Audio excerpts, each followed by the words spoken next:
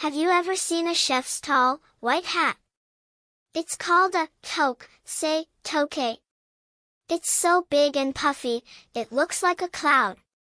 What wonderful secrets could be hiding inside?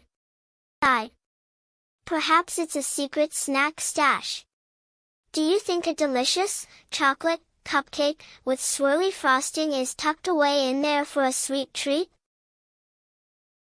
Or maybe a tiny friend lives inside. Could a fluffy, little hamster be running on a wheel, helping the chef think of new recipes? Squeak, squeak. The real secret is nothing but air.